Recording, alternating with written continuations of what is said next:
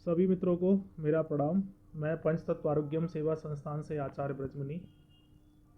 आज की चर्चा में हम सम्मिलित होते हुए आगे बढ़ेंगे। जैसा कि संस्थान ने ये घोषणा की है कि पंचतत्व और ज्योतिष आखिर क्या है, पंचतत्व क्या है, इसके लिए मैं पहले चर्चा कर चुका हूँ। पंचतत्व चिकित्सा के क्षेत्र में कैसे काम कर रहा है, इस पर भी हमने चर्चा कर ली है। और पंचतत्व जीवन के भाव, विचार और व्यवहार में किस तरीके से चर्चा कर रहा है, वो भी हमने चर्चा कर ली है। जो भी साथी जन पंचतत्व चिकित्सा को, पंचतत्व व्यवहार को, पंचतत्व भाव को, पंचतत्व विचार को सीखना समझना चाहते हैं, वो लोग संस्थान के पंचतत्व आरोग्यम सेवा संस्थान नाम से यूट्यूब पर सर्च करें। वहाँ पर आपको ये सारी चीज़ें उपलब्ध हो जाएंगी, जिसमें पार्ट 1, पार्ट 2, पार्ट 3 यानी हम जिन तत्वों से बने हैं इत्यादि करके संस्थान के द्वारा कई सारे अनुभव जो हमने 2008 से लेकर के आज 2020 तक चिकित्सा, कृषि, विचार और भाव के व्यवहार के क्षेत्र में जो मैंने अनुभव किए हैं। एक चीज़ यहाँ पर मैं आप सब साथियों को बहुत क्लियर और साफ बता देता हूँ कि प्रैक्टिकल और थ्योरिकल ज्ञान में ज़मीन और आसमान का अंतर है। हमने चिकित्सा के लिए जो चीज़ें थ्योरिकल में पढ़ी थी वो हमारे प्रैक्टिकल में बिल्कुल काम नहीं आ रही हैं। जो चीज़ें कृषि के क्षेत्र में हमने थ्योरिकल में पढ़ी थी वो हमारे प्रैक्टिकल में नहीं आ रही हैं। जो चीज़ें हमने कृषि के क्षेत्र में पढ़ी थी, जो चीज़ें हमने व्यवहार के क्षेत्र में पढ़ी थी, जो चीज़ें हमने विचार के क्षेत्र में पढ़ी थी, जो चीज़ें हमने भाव के क्षेत्र में पढ़ी थी, वो प्रैक्टिकल के क्षेत्र से एकदम अलग हैं। जब जो चीज़ें प्रैक्टिकल के आधार पर हमने महसूस की हैं, जो स्वाभाविक ही घटित होती हैं, जैसे कि सर्दी, गर्मी, बरसात। सर्दी जब भी आएगी तो सर्दी अपने गुण अपने साथ लेकर के आएगी ही आएगी। गर्मी जब भी आएगी तो अपने साथ अपने गुण लेकर के ही आएगी। बारिश जब आएगी तो अपने साथ अपने गुण लेके आएगी। बारिश, सर्दी, गर्मी यानी जो मौसम गुण रहित है या अवगुण रहित है, अगर उस मौसम में उस मौसम की पहचान के जो मुख्य तरीके हैं, उसके गुणधर्म, सिम्टम्स या लक्षण। तो यहाँ पर चूंकि मित्रों यह ध्यान रखिएगा कि मैं चिकित्सा के क्षेत्र में काम कर रहा हूँ, तो यहाँ मैं जो भी चर्चा करता हूँ वो चिकित्सा के संबंध में बात करता हूँ। चिकित्सा कैसे कर सकते हैं, और संस्थान के द्वारा मैं जिस चिकित्सा में लगा हुआ हूँ वहाँ पर ना कोई दवा है, ना गोली है, ना इंजेक्शन है। और शायद यह कि दुनिया की कोई ऐसी बीमारी होगी जिस बीमारी का रोगी संस्थान के पास ना आया हो और ठीक होकर के ना गया हो। हाँ, यहां मैं एक चीज बहुत सहजता से स्वीकार करता हूं, ठीक होने वाले रोगियों का 100% यानी 100% परिणाम और दावा मैं नहीं कर रहा हूं, लेकिन इतना मैं दावा अवश्य कर रहा हूं कि जितने अच्छे परिणाम दुनिया की कोई पैथी नहीं दे सकती है, वहां पंचतत्व आपके साथ खड़ा है। तो यहां पर पंचतत्व है क्या, इसके लिए मैंने पीछे चर्चा की है। पंचतत्व के अंदर ना कोई दवा, ना गोली, ये किस तरीके से काम कर रहा है पीछे हमने चर्चा की है। आज का जो विषय है उस पर हम आगे चर्चा करेंगे। जो आपके साथ प्रतिपल प्रतिक्षण खड़ा है, जो आपके भाव को, विचार को और व्यवहार को बदलता है, वो आखिर क्या है? ज्योतिष, जिसके माध्यम से हम चिकित्सा कर रहे हैं। कैसी चिकित्सा कर रहे हैं, चाहे तो संस्थान के YouTube चैनल पर आप देख सकते हैं या संस्थान में आकर के व्यक्तिगत इसको समझ सकते हैं। अब यहां पर जब बात आती है ज्योतिष की, तो अधिकांश लोग जो हैं वो थोड़ी सी अपनी नाक सिकोड़ते हैं। आखिर क्यों? ज्योतिष का जो मुख्य रूप है, उसकी जो परिभाषा है, उस पर काम करने वाले व्यक्तियों ने, लोगों ने या समाज ने बदल दी है, क्योंकि उसके प्रोटोकॉल कुछ और हैं, लेकिन उसका प्रयोग करने का जो तरीका और लाभ लेने का है वो निजीकरण का जब से चल गया है, निजी परिवार के पालन के लिए, निजी आर्थिक स्थिति को सुधारने के लिए, तब से ज्योतिष नाम की जो वैल्यू है या महिमा है या तत्व है, प्रभाव में नहीं है। तो ज्योतिष से तो कर रहे हैं, ज्योतिष का समाधान भी कर रहे हैं, ज्योतिष से लोग लाभ भी ले रहे हैं, ज्योतिष के कैलकुलेशन से आगे बढ़ भी रहे हैं, लेकिन लाभ वो नहीं मिल पा रहा है जो मिलना चाहिए। कैसे? भाव, विचार और व्यवहार। मैं एक उदाहरण के तौर पर आपको कहना चाहता हूं कि एक महिला है जिसको मैंने बहन बोला। ध्यान रखिएगा, बहन बोलते समय मेरे शरीर के हार्मोन्स कुछ ऐसे हैं जो और एक्टिव हुए, उसी को मैंने मां बोला तो हमारे शरीर के कुछ हार्मोन्स जो भाव विचार और व्यवहार और जो शब्दों के साथ जुड़ा हुआ है कुछ और है, और उसी मैंने महिला को बेटी बोला तो हमारे भाव विचार व्यवहार और हार्मोन्स कुछ और एक्टिव हुए हैं, और उसी महिला को मैंने मैडम बोला मैम बोला तो हमारे ही शरीर के भाव विचार व्यवहार और हार्मोन्स कुछ और एक्टिव होंगे। यह ध्यान रखिएगा। अब जो हमारे 4 परिस्थितियों में शब्दों के आधार पर भाव विचार व्यवहार बदले हैं उनसे हमारे हार्मोन्स एक्टिव और रिएक्टिव हुए। ऊतक कहिए, हार्मोन्स कहिए, अंग कहिए, यानी हमारे शरीर की कार्यशैली किसके आधार पर बदली है? शब्द के आधार पर। और हमने जो उसको शब्द बोला है वो क्यों बोला है? उसके भेष के आधार पर। ध्यान रखिएगा, मुख्यता है लेकिन पूरी तरीके से मुख्यता नहीं है। उसके भेष के आधार पर, उसके विचार के आधार पर, उसके भाव के आधार पर हम उसको मां, बहन, बेटी और मैडम बोलते हैं। अब यह ध्यान रखिएगा कि एक साधारण सा चलता फिरता पुतला, कोई भी व्यक्ति धोती कुर्ता में जा रहा है उसको हम चाचा, भैया, ताऊ कहेंगे, और उसी व्यक्ति एज का सेम यानी 60 प्लस जो धोती कुर्ते में है, एक 60 प्लस जो सूट पैंट में है, क्या कहेंगे? चीजें बहुत छोटी है, परिणाम इसके बहुत अंतर में है। यहां तक कि मैं कहूं कि उन दोनों के परिणामों में एक 36 का आंकड़ा है। वही आंकड़ा यहां संस्थान के माध्यम से संस्थान की पूरी टीम रखने की कोशिश कर रही है। संस्थान जिन तरीकों पर, जिन तौर पर काम कर रहा है वो वही है जो प्राचीन काल से लेकर के आज के आधुनिकता तक के चिकित्सक, ज्योतिषी, सामाजिक स्तर पर काम करने वाले, समाज में सामंजस्य स्थापित करने के लिए जितने भी भाव विचार और व्यवहार, प्रोग्राम, फंक्शन, शादी, विवाह, पार्टी, जितने भी कार्यक्रम हैं उनके जो तौर और तरीके हैं वही तौर तरीकों को सिर्फ हमने एक महिला को मां, बहन, बेटी, मैडम और मैम कहने से हार्मोन्स की कार्यप्रणाली बदल जाती है। उन्हीं भाव विचार और व्यवहार को संस्थान ने भारतीय पद्धति के शब्दों, कार्यों, विचारों और भाव के आधार पर जब समाज के सामने आए हैं तो आज समाज से आने वाले सैकड़ों रोगी हर दिन संस्थान बिना दवा, केमिकल और रसायन के ठीक कर रहा है। संस्थान ऑनलाइन भी इसकी सेवाएं दे रहा है। जिस साथी मित्र को समझना है, करना है, वो संस्थान के टेलीग्राम समूह में जुड़ करके अपनी सेवाएं दे सकता है और सेवाएं ले सकता है। तो यहाँ मेरे कहने का मतलब था कि ज्योतिष का नाम लेकर के आप लोग थोड़ा सा सोचिएगा, और ज्योतिष हो, साहित्य हो, संस्कृति हो, सभ्यता हो, कोई भी कार्य हो, कोई भी व्यवहार हो, जब हम उसको एक अपनी संस्कृति का, अब ये हमारी देश की संस्कृति मैं कहूँ किसी दूसरे देश में लागू हो जाएगी तो संभवतः नहीं है। इसके लिए हमारे आप पिछला वीडियो देखेंगे जिसमें हमने देश, काल और परिस्थिति के बारे में विस्तृत चर्चा की थी। तो यहाँ पर हम वही कर रहे हैं जो पूरा समाज में बैठे हुए चिकित्सक बंधु कर रहे हैं, उससे अलग कुछ नहीं है। लेकिन वही संस्थान के हाथों या संस्थान के द्वारा परिणाम आ रहे हैं, वही तौर तरीकों से अन्य लोग भी कर रहे हैं, वहां परिणाम नहीं मिल पा रहे। आखिर क्यों? तो यहां पर देखिएगा कि ज्योतिष को हम किस दृष्टि से देखेंगे। किसी भी व्यक्ति को आपके सामने, चाहे ज्योतिष हो, भाव हो, विचार हो, व्यवहार हो, कार्य हो, क्षेत्रों को, कोई भी विषय आपके सामने है, व्यक्ति हो या विषय हो या वस्तु हो, आप उसको किस नजरिए से, किस भाव से और किस विचार से देख रहे हैं, उसको देखने के भाव, विचार और व्यवहार का जो नजरिया है, जो तरीका है या जो मुख्य रूप लेगा, वो 2 चीजों पर है। एक तो सामने वाले की बनावट कैसी है, सामने वाले का व्यवहार कैसा है, सामने वाले के भाव कैसे हैं, उसके आधार पर हमारे शब्द उसको संबोधन करेंगे स्वाभाविक रूप से। कैसा?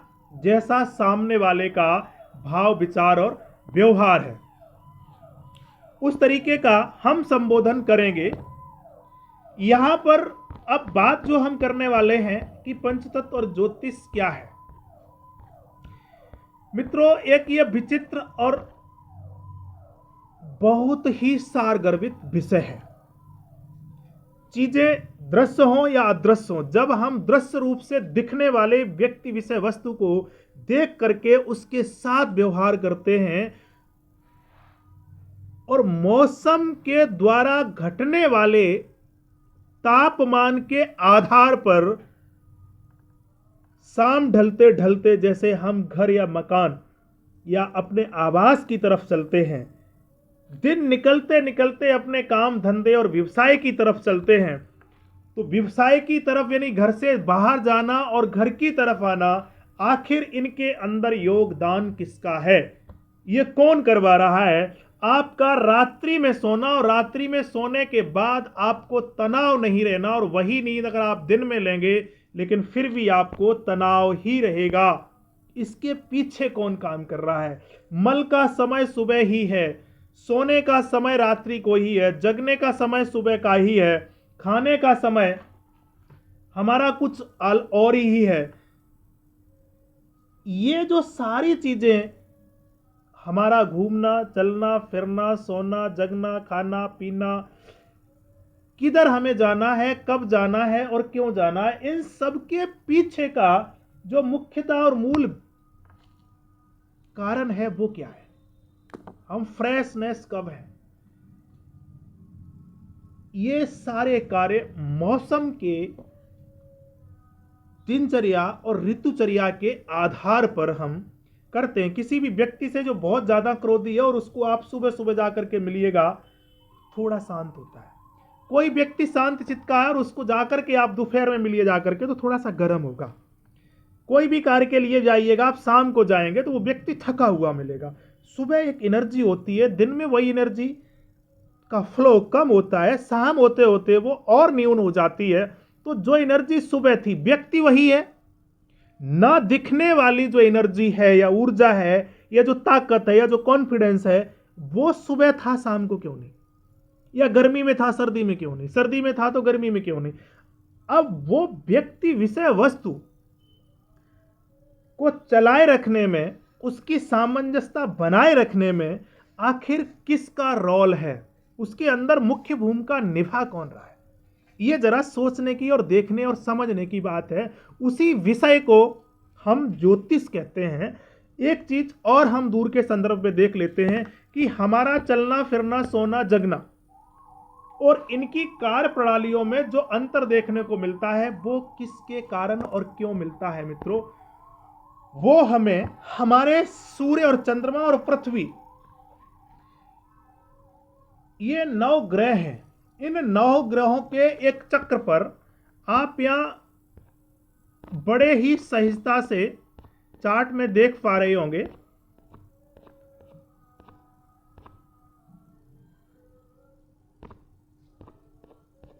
ये जो नवग्रह हैं, ये 9 ग्रह, इनको आप किस दृष्टि से देखना चाहते हैं, वो आपकी दृष्टि सबकी अलग हो सकती है। अब यहां पर देखिएगा, इसमें एक ग्रह है पृथ्वी।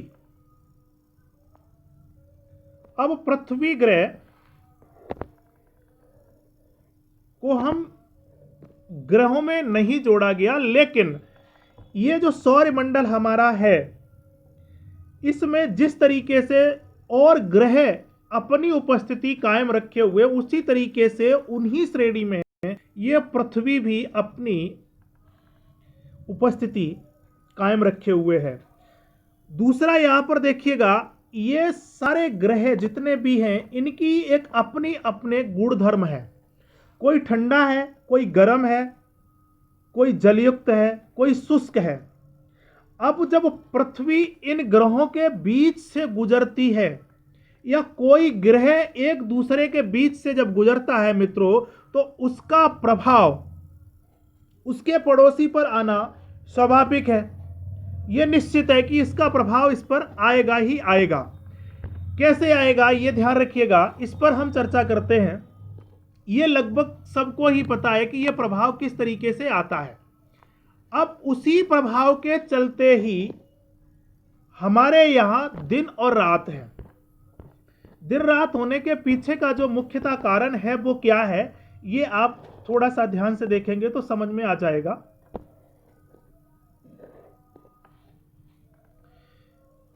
मंगल ग्रह आपको दिख रहा है,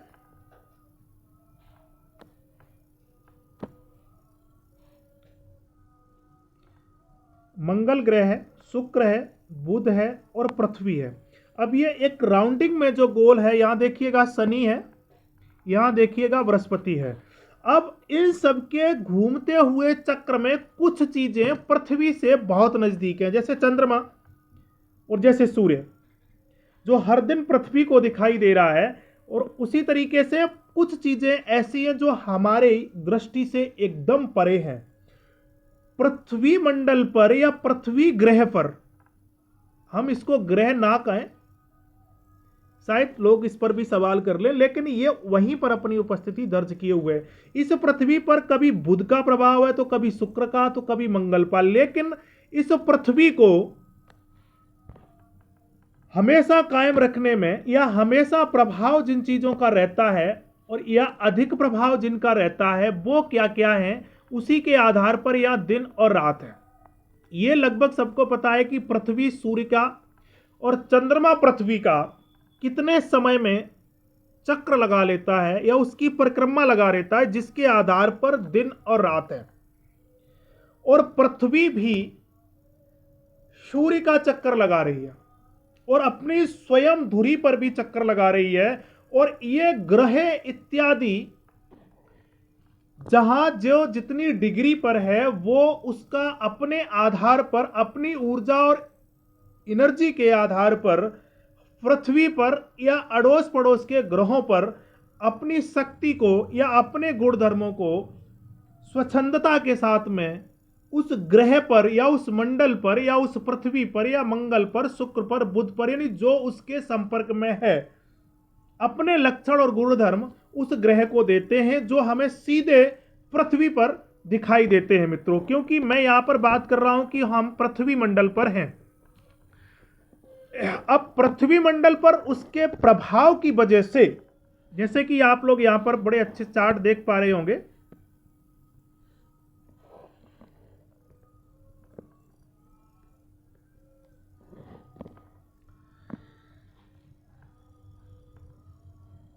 वही पृथ्वी पर जो निरंतर चक्र परिक्रमा लगाने वाला या पृथ्वी अधिकांश जिसके संपर्क में रहती है, वो क्या है, उनका प्रभाव पृथ्वी को अधिकांश प्रभावित करेगा। वो क्या है, वो सौरमंडल की जानकारी, चंद्रमा पृथ्वी का चक्कर काट रहा है। चंद्रमा पृथ्वी की एक परिक्रमा करने में 1 माह का समय लेता है और पृथ्वी अपनी स्वयं धुरी पर घूमने के लिए 24 घंटे का समय लेता है। और इन ग्रहों के बीच बीच में नक्षत्र भी हैं, जो यहां पर आपको छोटे छोटे ये दिख रहे हैं, जैसे ये है, ये है, ये। अब ये इस पूरे सिद्धांत को हमारे महापुरुषों ने ग्रह, नक्षत्र इत्यादियों के आधार पर महीनों के नाम निश्चित किए हैं, दिनों के नाम निश्चित किए हैं, तिथियों के नाम निश्चित किए हैं। और ये यहाँ पर हमारे पूर्वजों ने ये सारे इस सौर मंडल की जो जानकारी है, वो जिस पुस्तक या शास्त्र में सटीकता के साथ में लिखी है, उस पुस्तक और शास्त्र को हमने साधारण तरीके से ज्योतिष कह दिया या ज्योतिष कहा या ज्योतिष रखा गया है। जब हम ज्योतिष के आधार पर अपने दिन को, समय को, मौसम को, पर्यावरण को और प्रकृति को समझ करके आगे बढ़ते हैं, स्वाभाविक रूप से हम चाहें या ना चाहें, हमारे जाने या अनजाने में हमारे शरीर के भाव, विचार, व्यवहार और कार्यशैलियां दिन, मान और तापमान के आधार पर हर दिन बदलती हैं। यह बिल्कुल निश्चित है। अब ये जब बदल रही हैं, अब इसके अंदर आप देखेंगे, आप लोगों ने बहुत से ज्योतिषियों के द्वारा सुना होगा कि ये जो ग्रह हैं वो पृथ्वी पर अपना कुछ कुछ प्रभाव दिखाते हैं। किस पर? पृथ्वी पर। बहुत ही कम सुना होगा, लेकिन ये मानव पर, अगर आपके इस ग्रह की दशा चल रही है, ये ग्रह की दशा चल रही है, ये ग्रह आपका इतना प्रभाव में है, ये ग्रह आपका इतने उच्च का है या नीच का है। अब यहाँ पर एक चीज़ बहुत अच्छे से आप लोग समझने की कोशिश करिएगा, क्योंकि विषय थोड़ा सा बड़ा हो जाता है। हम कोशिश करते हैं इसको संक्षिप्त में बताने की या समझाने की। यहाँ पर जो चार्ट आप लोगों को दिख रहा है वो बहुत स्पष्ट रूप से समझ में आ जाए, इसलिए हम कोशिश करते हैं। यहाँ पर देखिएगा कि जो सूर्य है, ये निश्चित हो गया है कि सूर्य, चंद्रमा, मंगल, बुध और गुरु और शुक्र, ये सारे जितने भी ग्रह हैं वो पृथ्वी के संपर्क में या पृथ्वी इनके संपर्क में है। अब सूर्य शरीर में मस्तिष्क के बीचों बीच अपना निवास रखता है। सूर्य का प्रभाव मस्तिष्क और हमारी बुद्धि पर रहता है। सूर्य हमारी अस्थि, अग्नाशय, मस्तक, नेत्र और हृदय पर भी प्रभाव डालता है। ये शरीर में बाद में प्रभाव डालता है। सूर्य के नजदीक जब भी पृथ्वी पहुंचती है तो पृथ्वी में सूर्य अपने गुणधर्म छोड़ता है, और जब पृथ्वी में वो गुणधर्म अपने छोड़ता है या पृथ्वी को देता है तो ब्रह्मांडे सपिंडे, यानी जिस तरीके से ये पूरे ब्रह्मांड के गुणधर्म हैं वही सारे के सारे गुणधर्म हमारे इस शरीर में हैं। जब सूर्य ने अपना प्रभाव पृथ्वी पर दिखाया तो पृथ्वी में रहने वाले जीव जगत के हर प्राणी के अंदर वही गुणधर्म आए। अब यहां पर दो चीजें हैं, एक निगेटिव, दूसरा है पॉजिटिव। तो जब ये निगेटिव और पॉजिटिव देगा रिजल्ट या ऊर्जाएं जब पृथ्वी को देगा तो पृथ्वी पर रहने वाले जीवधारियों के अंदर भी, सजीव हो या निर्जीव हो, सबके अंदर वो अच्छे और बुरे लक्षण या गुणधर्म स्वाभाविक रूप से आएंगे ही आएंगे।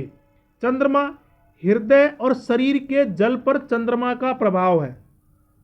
इससे हमारा मन प्रभावित होता है या कल्पना करना सिखाता है। चंद्र हमारी इच्छा शक्ति और फेफड़े भी प्रभावित करता है, यानी इत्यादि। इस तरीके का ये पूरा एक बना रखा है ज्योतिषाचार्यों ने, लेकिन कभी इन लोगों ने ऐसा प्रयास नहीं किया है कि ब्रह्मांडे सपिंडे और ब्रह्मांडे सपिंडे के आधार पर जो गुणधर्म पृथ्वी में है वो मानव में आएगा।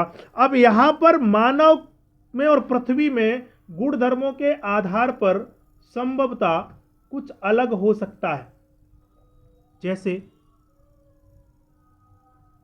पहले पृथ्वी पर प्रभाव उसका, फिर पृथ्वी में रहने वाले लोगों पर उसका प्रभाव आया है। किस तरीके से आता है यह ध्यान रखिएगा। जिस दिन आप पैदा हुए उस दिन चंद्रमा और पृथ्वी की, सूर्य और पृथ्वी की, शुक्र और पृथ्वी की, मंगल और पृथ्वी की दूरियों में, डिग्रियों में क्या अंतर था, क्या प्रभाव था, क्या सामंजस्य था। वो सामंजस्य आप जब पैदा हुए आपके अंदर या आपके शरीर में, आपके मन में, आपके भाव में और विचार में हमेशा ही हावी रहेगा। दोबारा से वो चीजें जब घटनाएं घटेंगी निगेटिव और पॉजिटिव, तब आप संबंधित व्यक्ति को, सबको नहीं, संबंधित व्यक्ति को प्रभावित करेगा, निगेटिव में या पॉजिटिव में। तो यहां पर चर्चा मेरी आज है। मैं कोशिश करूंगा कि अगली चर्चा हम दूसरे भाग में करें। यहां पर हमने समझाने की सिर्फ कोशिश ये की है कि आखिर ज्योतिष का प्रभाव क्या है। पंचतत्व की यहां मैं बात करूंगा।